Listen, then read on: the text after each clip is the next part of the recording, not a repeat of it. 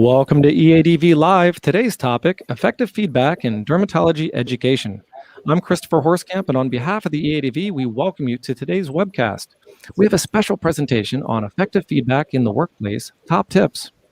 Today, we won't be taking questions, but we encourage you to post your comments at any time during the presentation. We're happy to have you with us and happy to hand over the webcast to Professor Myrto-Trakatelli, the chair of the EADV School Committee, who will let us know a little bit more about today's webcast. Professor Trakatelli. Hello. Thank you. Hello to all. And I want to thank all the people, all the educators that are participating today. This is a group of people who are striving to help educators all over the world improve their performance. And I actually learned a lot just by doing this with them. So I want to introduce Professor Mini Singh, who is a professor of education and of dermatology, and she will explain the whole concept to you. Mini. Thank you very much, Myrto, and welcome to everybody. It's great to have this opportunity. I'd like to thank the EADV team and Myrto for supporting us. So if I can introduce us, please. So what we're going to talk about today, just go through some top tips, and I hope learn from you and your comments, as well as share with you some top tips from the evidence-based literature about how to perform well as a teacher and give effective feedback in the workplace. So I'm Mini Singh. I'm a professor of medical education and dermatology in the UK in Manchester. We have Dr. Paul Jarrett. We have truly international from New Zealand, who currently is in the middle of his night. So thank you, Paul, for joining us. Professor Ncoza Dlova from South Africa, if she can give us a wave. And you've been introduced to Professor Trakatelli, Professor Galadari from the United Arab Emirates, and Dr. Tamara Griffiths, who is also from the UK and from Manchester, a great colleague of mine. So I hope that you can take something away from this, or actually share with us the ways you practice and what you find effective in your role as clinical supervisor. Equally, if you are a trainee or a learner, this is also relevant to you about how to receive feedback and maybe how to ask for it in a way that helps you. So without further ado, I'm going to introduce you to us. I've introduced the names, but we are collectively IDEA, that is the International Dermatology Education Alliance. And really, our strapline is from classroom to clinic. Our purpose and our intention is to be an international group of dermatology educationalists who seek to support all teachers of dermatology to provide excellence in their teaching through translation of pedagogy, that's the evidence base, into everyday practice. So I really hope you enjoy this, and we really welcome feedback from you throughout it. This is relatively informal, and we do want comments, and I will be moderating while I pass over the team. We have no conflicts of interest. So if I can just go over our session outcomes, please.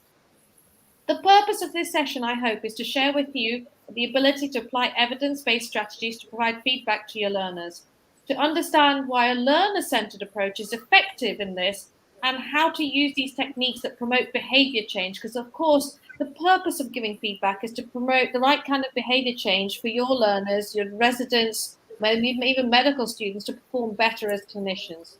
So without further ado, we're going to move really swiftly to a number of top tips. What we're going to ask you to do is engage. I'd like you to get maybe a pen and paper ready, or your phone in the notes section. And we're going to show you a video. This is a video actually of me as a teacher talking to a trainee in a workplace environment where she's presenting a case. And what I would like you to do is focus on the behavior and the actions of the teacher, not the resident. I'd like you to take notes of two things that you observe. There may be two things that you feel are good, two things that you feel are not so good, or actually comparison to what you do. So let's just watch this video and take some notes for me. Hello, Stella. Nice to see you again. Have you seen that patient next door? Yes, gentlemen. Okay, great. So as you said to me, this is, you needed to do a workplace-based assessment for your third year, isn't it? Is that correct, third year? Yes, correct. Great. So if I can just help you and sort of set my expectations, we'll go through it. You can present the patient to me in a moment. So what we'll do is I'll ask you to present the patient, and I will interrupt you possibly at one or 2 points, so that we can pick up things about how you're performing, what you're doing well, where areas I want you to think a little bit more, okay? And then I'd ask you to sum up the differential diagnoses and what your management ideas are. And then at the end of it, I'm going to ask you to think about how you've performed and what you think you'd like to take forward. Does that sound okay to you? Perfect. Okay, great. Any questions? No. Okay, do you want to crack on and present the gentleman you've just seen? Sure. So I just reviewed patient X. He's an 82-year-old Greek male patient. I saw him in the outpatient clinic. He was referred to our department by the diabetologists. Mr. X presents with a non-healing ulcerative lesion, approximate size 15 by 10 millimeters, affecting the nail area of the great toe of his left foot. The ulcer is painless, oozing, and has completely distracted the nail plate. Mr. X also reports toe numbness. So the lesion started as a very small ulcer in the tip of the toe in 2012, which progressively increased in size. Mr. X could not recall a preceding trauma on the side of the lesion. Since he is diabetic, previous physicians he has seen treated the lesion as a diabetic ulcer, and therefore multiple sessions of sharp surgical debridement were performed, and then followed by wound dressings applications. He has also been evaluated twice by vascular surgeons, once on disease onset and second time a few months ago, I think, who found mild chronic venous insufficiency. Okay, so... Great, I'm just going to pause you there, and I just wanted to pick out 1 or 2 points. So first of all, I know it's really basic for us, and you're quite senior now, but I liked your summary initially. You came straight in with the age. Epidemiology gives me context. You were very clear about how he was referred. Again, second most important point for me to know, well, how did this patient come to us? Where from? And it gave me clues to what the scenario will be that you later unfurled. And very clear presenting symptoms. So I've got a picture immediately. I've not had to wade through loads of information. Now, the way you've done that so succinctly, first of all, tells me you have seen lots of patients. You have immersed yourself over the last 3 years, and so you are now quite fluent in that. So I'd just say, keep going with that. Okay? Thank you. Good. And move on from that to the more challenging areas. You've got that nailed, your clinical acumen there. I want to ask you a question, though. 2012, you said to me. So let's talk about that from a point of science and pathophysiology. What does that tell you? What are you thinking when he's telling you the long nature of this problem? So 9 years is a lot of time.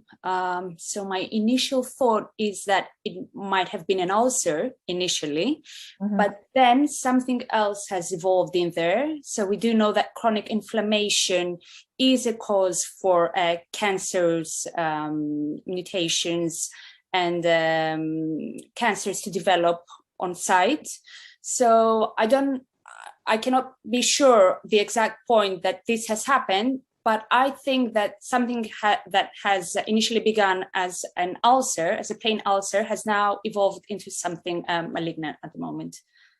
Okay, cool. Do you want to crack on with the next bit of the history?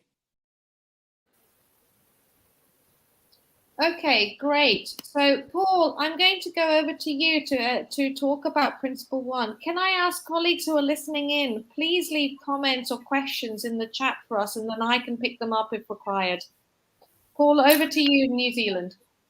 Thank you, Mini. Well, thank you for listening. My name is Paul Jarrett, and it's the early hours of the morning here in New Zealand. And we're going to talk through a number of principles which are derived from a paper by Ramani et al., which will be referenced at the end. And the first principle, Principle 1, is to establish a positive learning climate and be a professional role model. Be kind. This week in New Zealand, we're celebrating Maori Language Week.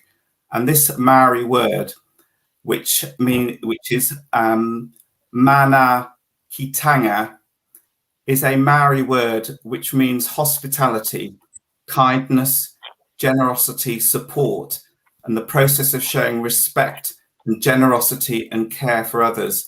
And I think this word neatly summarizes the Principle 1 that we're trying to bring across to you. My next slide is a direct quote from the paper. I'll read it. Many teachers and learners react to upcoming feedback conversations with trepidation. Feedback providers can alleviate some of this negativity, and here are the key words. Proactively establishing a positive learning climate and setting expectations. that they would facilitate frequent formative feedback conversations that focus on goals and observed performance. And this is the direct quote from Romani. My next slide is a pictorial demonstration of the video. We'll have the next slide. And in this video, we've shown that there is equity and mutual respect, both by the trainee and particularly by the supervisor. Finally, I want to summarize some of Mini's words to Stella on the next slide. So Mini has proactively set the parameters prior to the presentation with very clear instructions. To quote, set my expectations. I will interrupt. Areas where I want you to think a little bit more. I will ask you to sum up what you think you would like to take forward.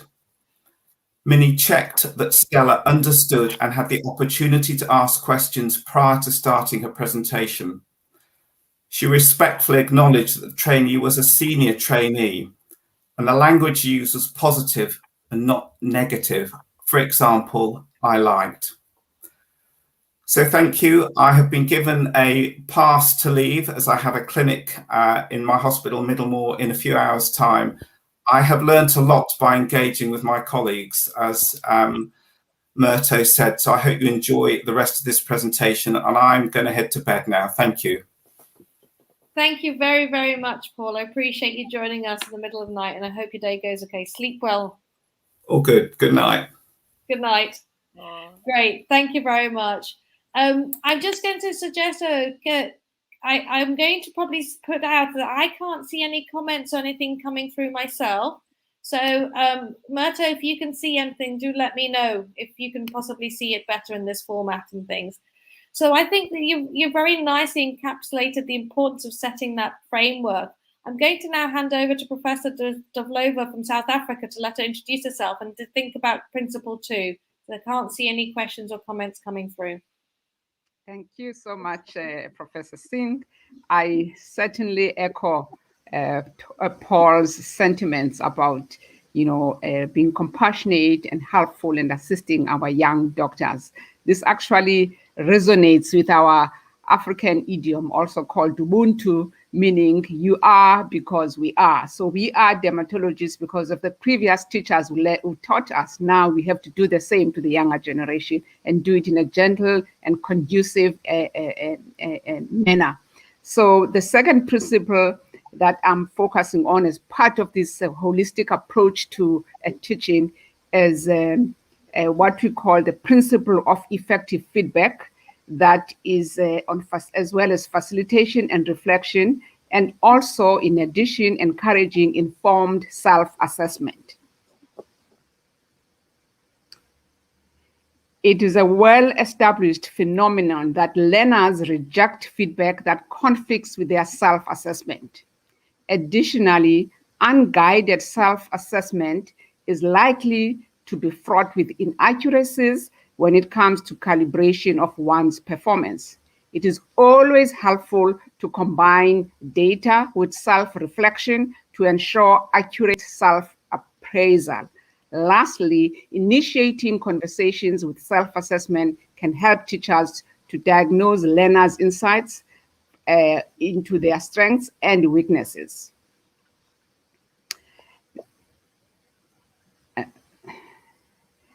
Next slide, please.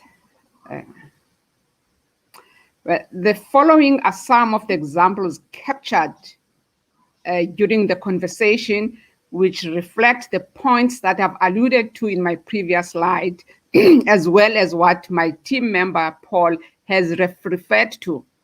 I quote, "I'll interrupt you now and again. This is what the teacher conveyed to the student.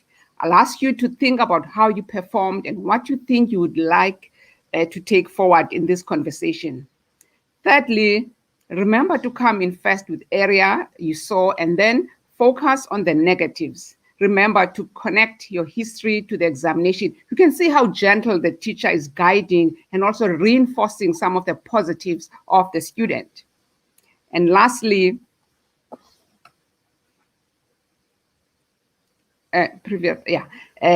some of the quotations from the teacher are the areas she's saying, you know, what are some of the areas where I want you to think a little bit more? What are the things that stand out for you? One or two things that you'd like to mention. And lastly, what could you do next time that will help you to stay abroad? All these conversations are creating a very conducive environment for the learner to reflect and express her opinions freely and nicely. Thank you. I will now hand over to my next team member. Thank you. Thank you very much. We'll just stay on this slide for a little bit. It's nice to see that we've got Saiful from Bangladesh and others. What I want to ask people for in the comments, if they can comment in, if they're able to, is what strikes you about this informed self-assessment, what the teacher's doing? And do you have methods that you use that you could share with us? I'm going to give it a moment or two to see what comments are coming in. But it'd be useful to hear from you if you can reach out to us and see what you say, and then I'll come in with one or two things. And I may pose some questions to our panel about what they do, so have them think about it too. How do you pose it and provide that environment for informed self-assessment? How do you phrase things?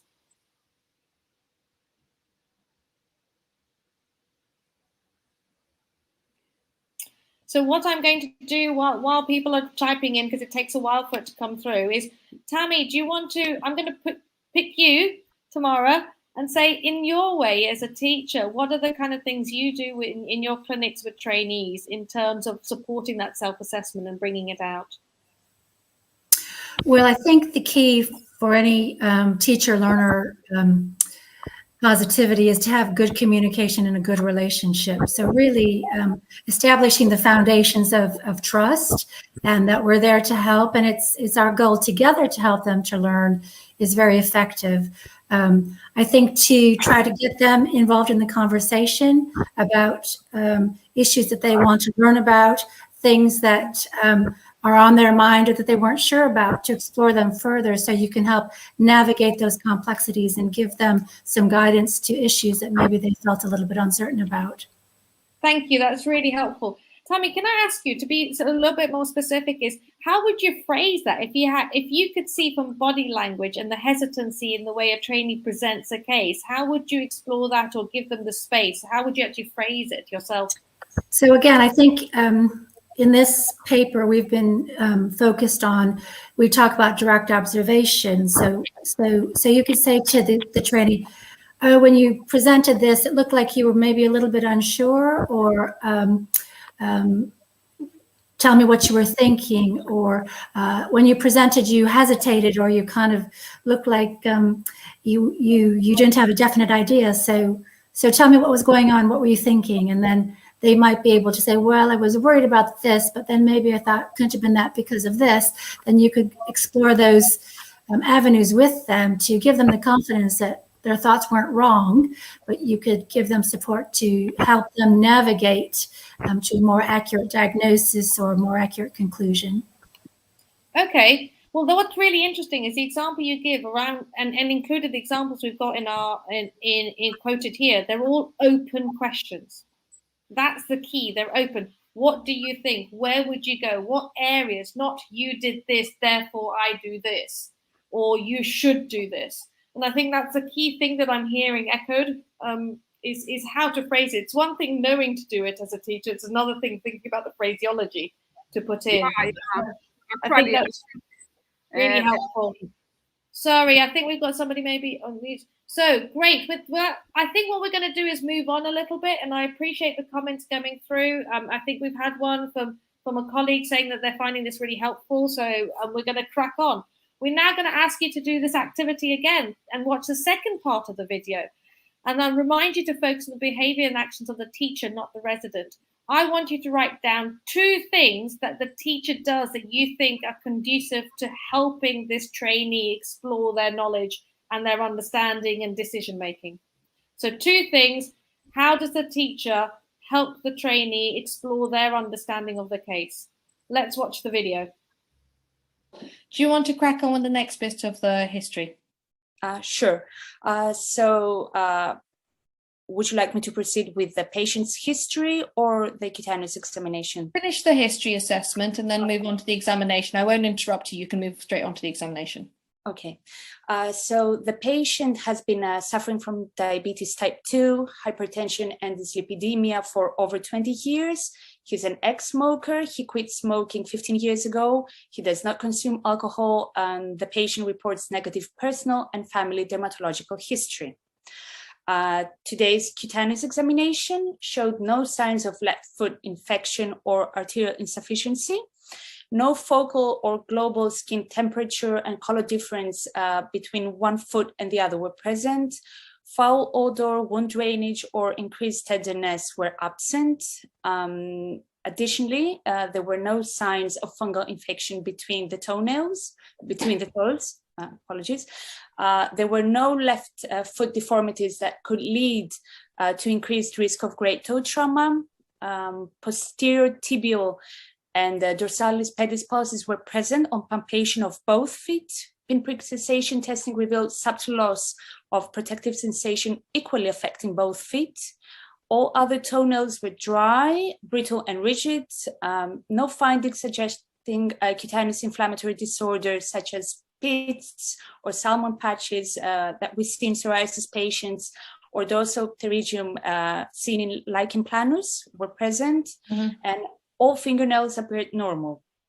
Great. I also go on. Yeah, I also did a full body examination, his skin, and it was normal. I didn't find any signs of disease. I'm glad you put that in there because I was waiting for that. Yeah. It just came to my mind. Yeah. Great. Okay, so you've actually been really thorough and you've given me lots of important negatives. But do you know what you missed? You didn't describe the area to me. So you've got so caught up in your negatives. Remember to come in first with the area that you actually saw and then move into your negatives. Okay? I can tell from all the negatives you were looking for either possible causative drivers for the ulcer or possible differential diagnoses. But if I connect that, you did quite a lot of extensive thinking about infection when you talked about temperature change, color change, things like that. If you go back into your history, I didn't get much of that out of the history. Has he been admitted for past infections? Has he had infections treated antibiotics? So remember to connect your history in your examination. Fair enough? Yes. Okay, cool. Why don't we go into your differential? Okay, so the fact that the lesion is monodactylic, together with the fact that the lesion has been present for a decade, is unresponsive to treatment and is progressing, indicate the need for a biopsy to be performed, I think. So my differential diagnosis includes cutaneous cancer. It could be an SCC and a melanotic melanoma, a pyogenic granuloma, and my least favorable one is a diabetic ulcer, a non-healing diabetic ulcer. Okay, so this is where I'm struggling to connect your differential because you didn't describe the area. So when you saw the area, the left toenail, what did it look like? So what concerned me the most is that it has completely distracted the nail plate. So this destructive nature of the lesion leads me to think that it is cancer. Okay. So it is an ulcer on erythematosus base. Sometimes it bleeds, oozing and painless, as I said before, and it has completely distracted the nail plate. Okay, great. Now, that's great. I think very good summary. I'm going to go back to you now, and I've given you some points to the presentation. I agree that given the destructive nature, that we need to put mitotic neoplastic disease as the top, and happy for you to crack on with your plan for biopsy at this stage. My question to you is now think back on how you've presented to me and what are the things that stand out from your point of view, not about your performance, but what you've learned from discussing this. One or two things I want early. So I really enjoyed your positive comments. I find they are very supportive, especially to a trainee like me. And then I think that a negative one is that I should have asked about previous infections, but because I saw this destructive nature and I was so preoccupied that this is cancer and I had no signs of infection at my current examination, I didn't go into much detail, but sometimes we might be wrong. So we have to ask more, get, a more precise history. I agree with you. Okay, so fair enough. So next time, there's a really important principle there. It's not necessarily whether you see another patient with destructive nail disease, is it mitotic or not, but next time that concept of narrowing in too early. It's an easy one to make, and it can lead us to diagnostic errors. So what could you do next time? What behavior could you implement, whether it's something you think yourself or something you do, that would help you stay broad? Have all the range of diagnoses in my head and ask more questions, most probably. Not lead the patient and get the information that I would like to hear, maybe. Yeah, so maybe remember, going back to medical school, open questions. I still have a focus. And I think you're right, the having the surgical lift or whatever structures you use, keeping that broad and doing a sense check before you sign it off in your brain as yet done, dusted, is to do that, to build that into your structure of patient assessment. Excellent, good, great. We can fill in the forms and stuff for you now, and then just one focus. I think that's a big focus and a big one to remember, and it's never too late to remember that, or however experienced you are, myself included. Great, thank you, appreciate that. For your comments. Thank you very much. Great, thank you very much for that. So we watched the video, and actually quite an extensive to and fro conversation between the teacher, which was obviously myself, and Stella, our resident. And we had an interesting comment come in from, I'm just going to get the name, from Kendall Billick, who's talking about the phenomenal case and the excellent delivery from the trainee. I totally agree with you, Kendall. This is a senior trainee, but it's about how do we give effective and useful feedback to even a more experienced trainee so that they can still progress. And it was interesting there that the trainee still forgot a few things. So there's always space to learn. And on that note, I'm going to actually hand over to Myrto Trakatelli and Hassan Galadari to talk about Principle 3. Over to you guys, Myrto. So I think this is an extremely interesting principle. I want to mention that we have two types of mindsets. It's a fixed mindset and is a growth mindset. And basically the fixed mindset is people that believe that success is an innate ability, and they take failure as a negative statement on their own ability, and they would tend to reject feedback. But I like here to use a quotation from a quote from Barack Obama, who said that you can't let your failures define you. You have to let your failures teach you. So this is the growth mindset, and I will let Hassan develop this more. Thank you so much, Myrto. Thank you so much for the kind invitation and being a part of this. I just wanted to kind of build up a little bit about what Myrto was saying.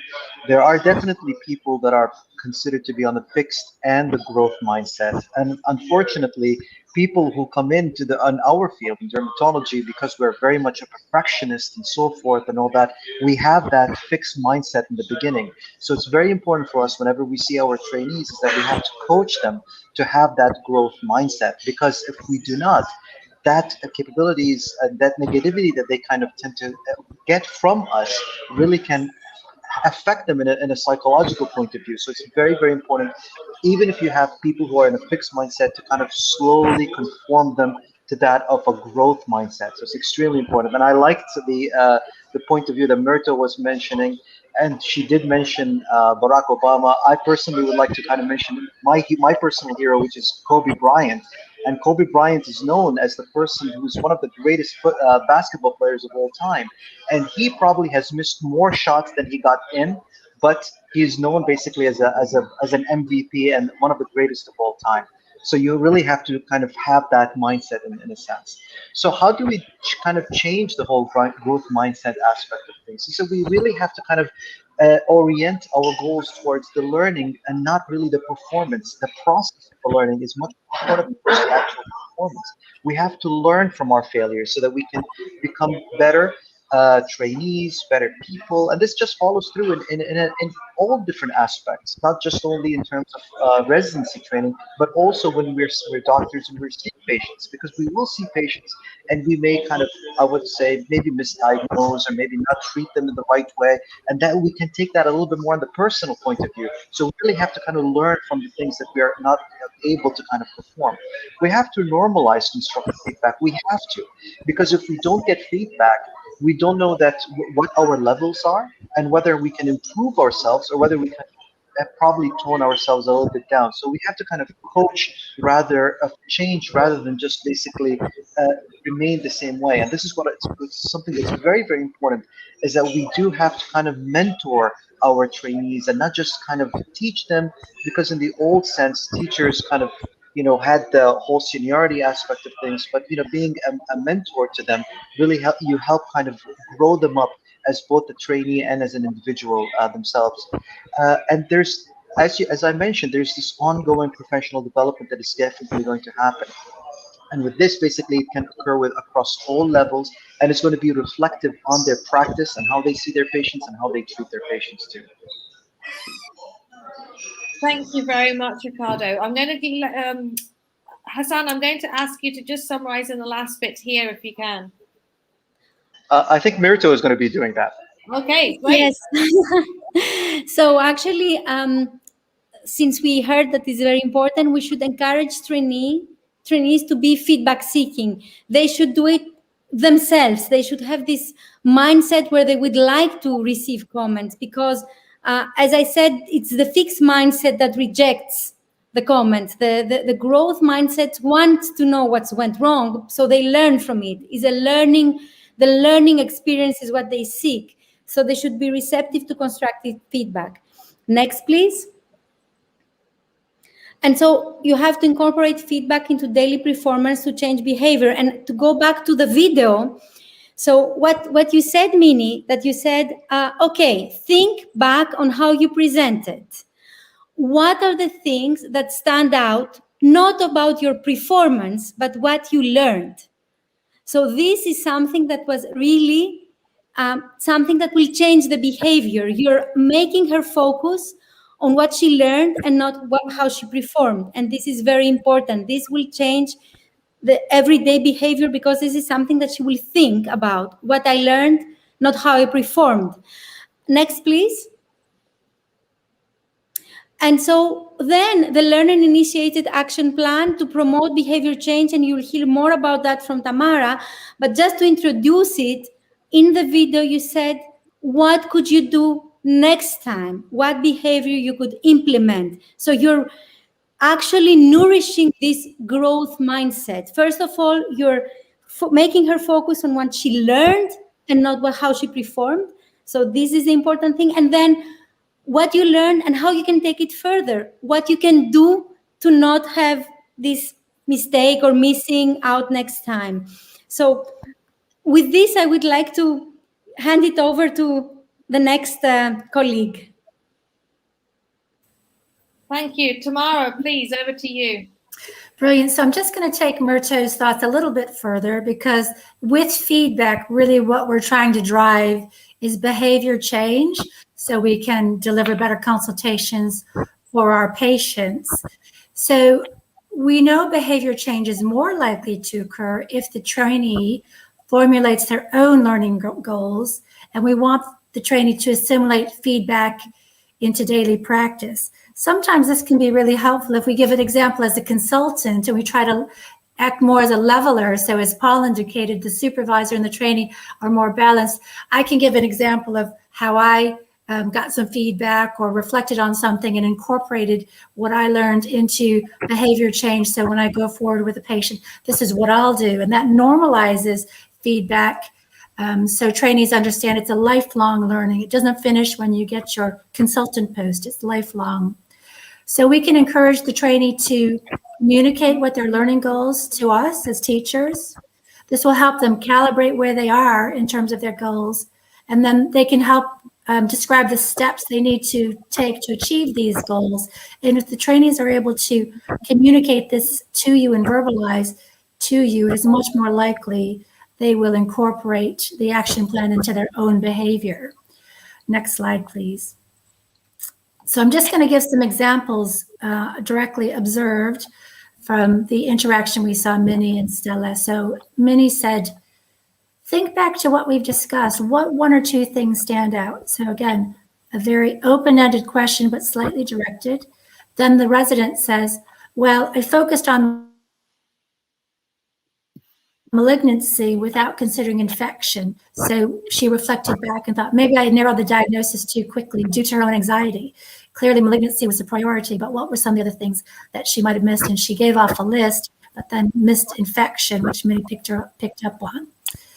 Another thing Minnie said was, what behavior can help keep a wider differential diagnosis in the future?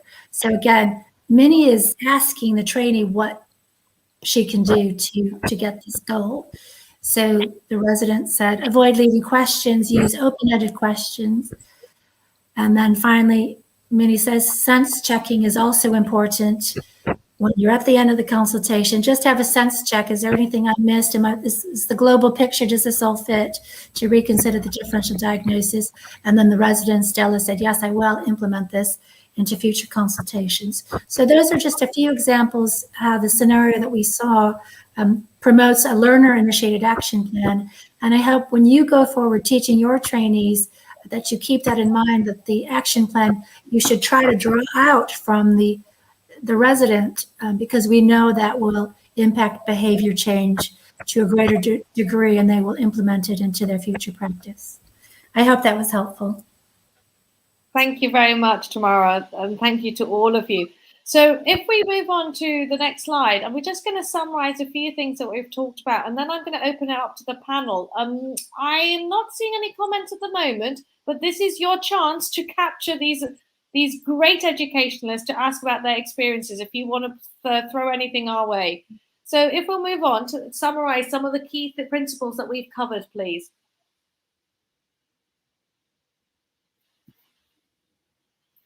Thank you very much. So today's webcast has really been about looking at top tips and effective feedback, and the message is clear. We need to support behavior change. It is no longer that you are the preacher at the pulpit as a teacher, but you're the guide at the side. And I love that sort of rhythm to that phraseology. We are the guides at the side. So we've talked about the positive learning culture. We do need to set that up in order for trainees to talk. And if you notice at the end, the whole point was that the trainee talked about how they behaved, not us telling them what they did. And that's really where feedback pedagogy is moving to, that it's no longer about you did this, therefore do this differently. It is actually, what did you do and what would you like to do differently? And the reason is that we've sought the knowledge and the expertise from the cognitive behavior psychologists about what does change behavior to move it forward. And it's this sort of phraseology, this open environment, that is important. It is only through self-reflection assessment that we change behavior. Now, we can be, and I need to confess, I think the word reflection has become overused and quite tired in the healthcare professionals, but it is absolutely vital. We're constantly asked to reflect. We're asked to put it in our portfolios. The regulators require it of us, certainly in the Northern Atlantic area, in terms of what the General Medical Council and the American Medical Association require, and others throughout the world. We are accountable to society. But on an individual teacher to trainee level, if we do not give them that space, it does not encourage them to identify or to be motivated to change, because it's just basic human need to have that internal motivation. We also talked about the concept of a fixed versus growth mindset, which really has come from a psychologist, Caroline Dweck, and we give a reference at the end about this. If you're interested in this, I would encourage you to read it. It has been really helpful to me when trying to think of the ways to particularly support trainees who have a fixed mindset as such.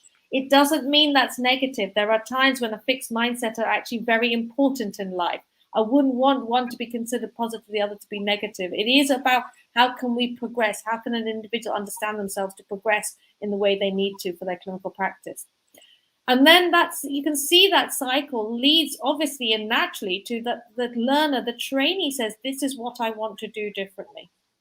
What we have not covered is direct observation. As in time of pandemic, it was difficult for us to give you a video, and we were very keen to demonstrate, as you've seen today in this webcast, a video of this.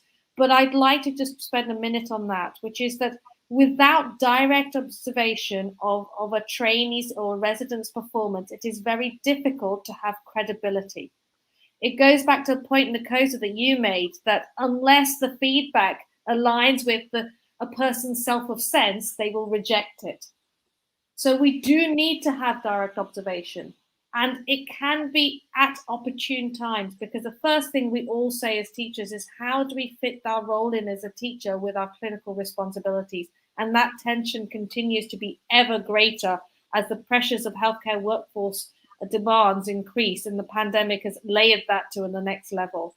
But you can be very specific and say, I will observe you doing this one thing, and that in itself is incredibly helpful.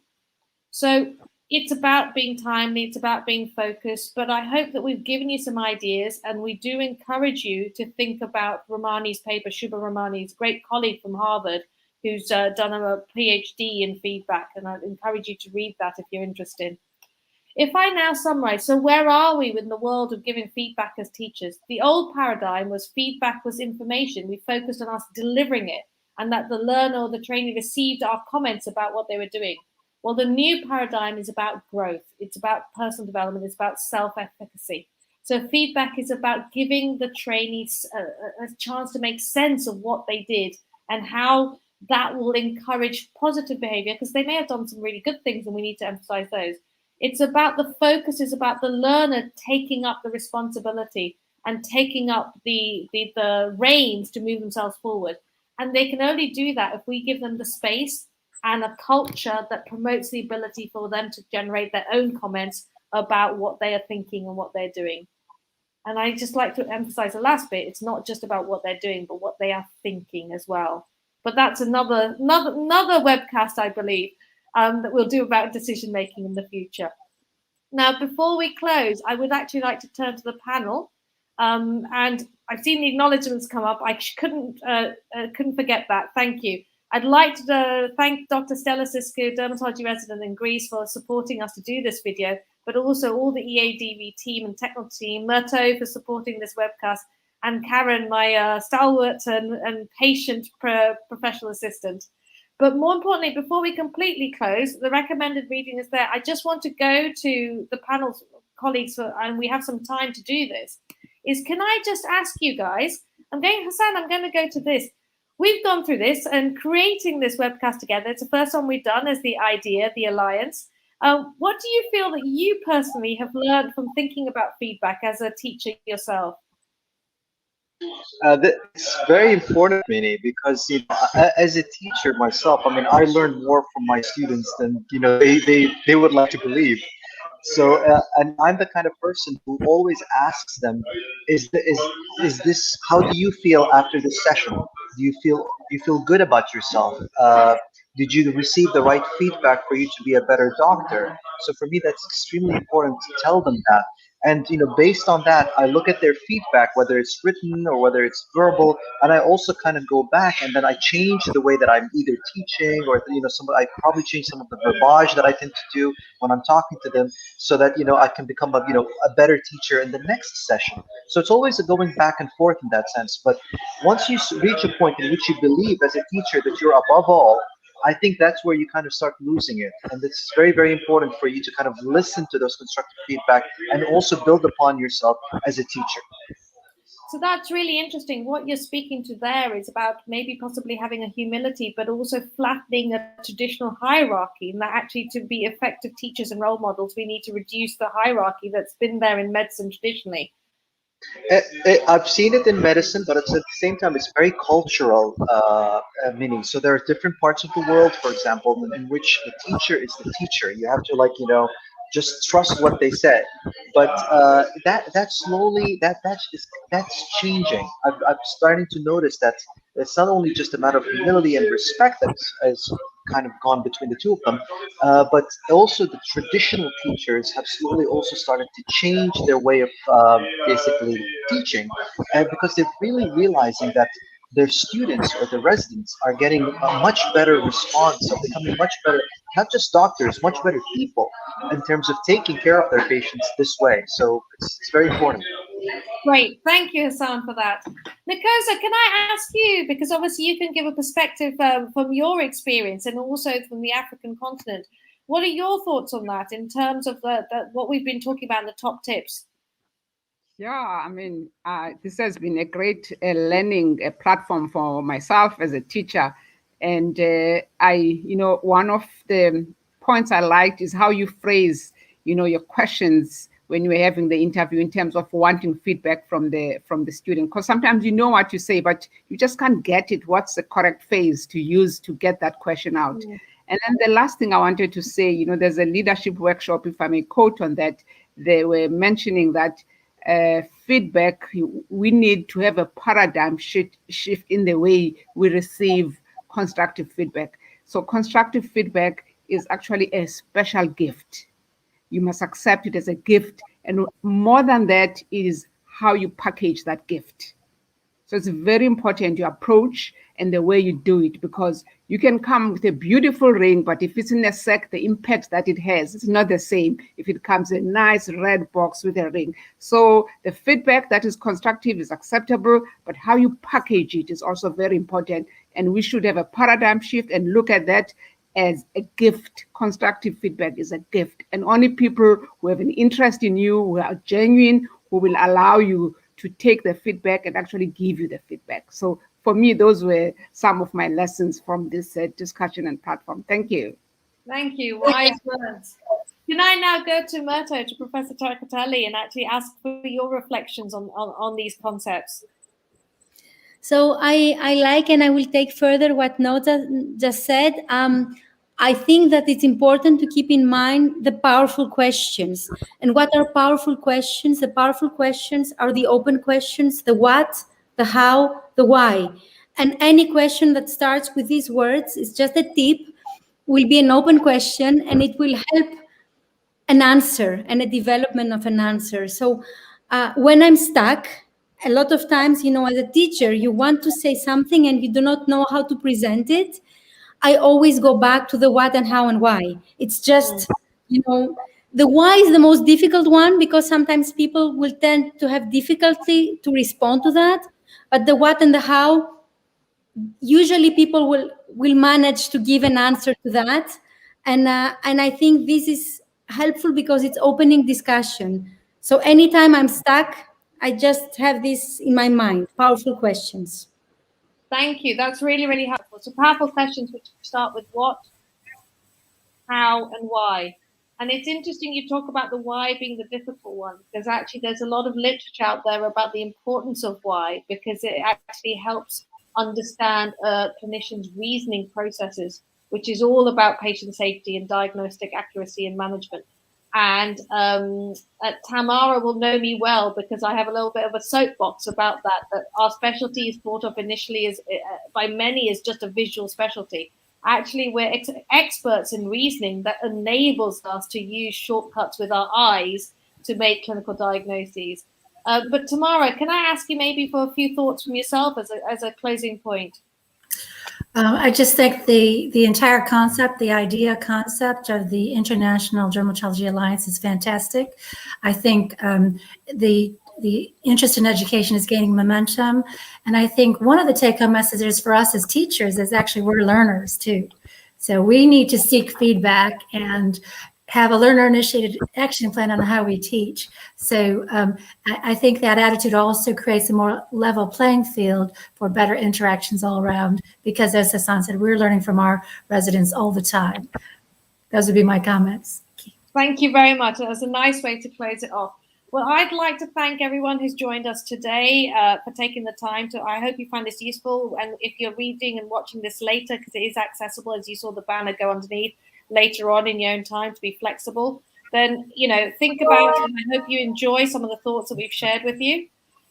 We will be, as the idea, we will be putting ourselves out there and working with colleagues throughout the world and be at the World Congress, we hope. So do get in touch if you're interested. You can find our names on Google, I'm sure. So thank you very much and goodbye and have a good day, afternoon, evening. Thank you all. Bye. Thank you, Mini. I have to thank you also for the excellent moderation today. And you're a master in education, and we are actually, the whole group are kind of your students.